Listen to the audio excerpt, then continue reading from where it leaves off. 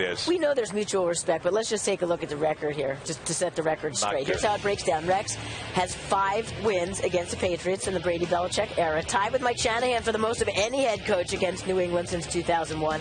Rex won 4 times against Belichick when he was the Jets head coach and handed Bill his first shutout loss at home with the Patriots in Week 4 this season.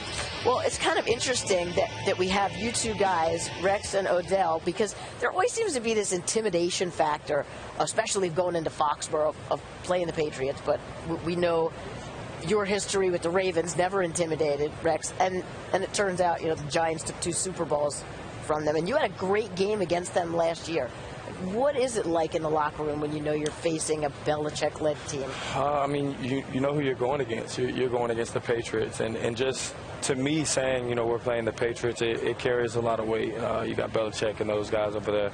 It's just a matter of not backing down. Like we talked about it. You just have to kind of come out with that mentality of it's either me or you, and it's got to be, it's got to be you. I can't go down today. And unfortunately, in the game that we had, I had an opportunity to put the Patriots away, and like I said, it's really more of a mindset. You can't go in there knowing or thinking about the fact that you're playing them and you could lose. You got to go in there and be like, I'm here to beat Belichick and those guys today, and that's the only way you're going to do it.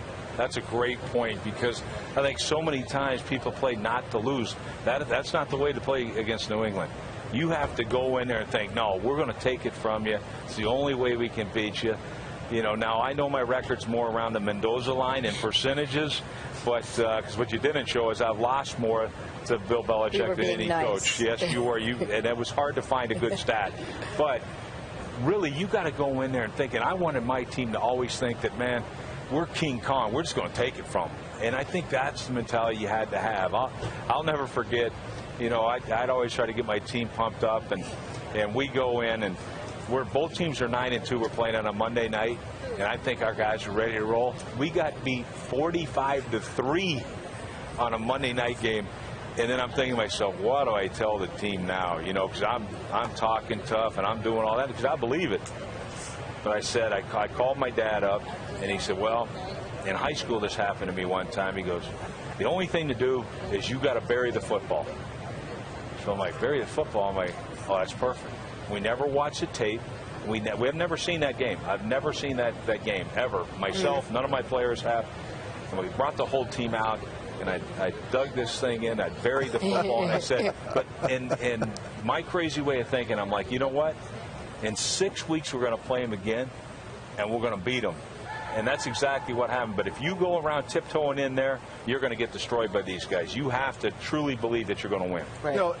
Underneath all the genius is a philosophy that leans into all of the trends in the NFL, started by free agency, which kind of started to break down football's glorified choreography. The more times you break the huddle together, the better you're going to be. Free agency starts to tear that apart. Now you see with the CBA, less players do time together. OTAs, there's less preseason. It's really breaking down. So coaches are left to try to make a tough decision. Do I actually try to teach players that I don't see as much complicated schemes, and they don't, and they end up capitulating to college?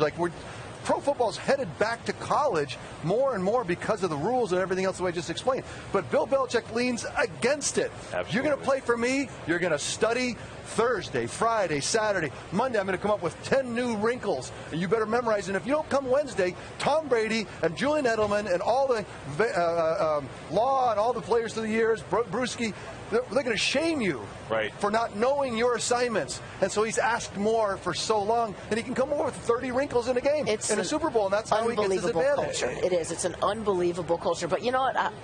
We do have to, in this case, credit Dan Quinn. It seems like Dan has kind of adapted some of the best things from all around, like from Pete Carroll, the energy, the enthusiasm, but yet like a Bill Belichick, there's discipline that keeps everybody on task.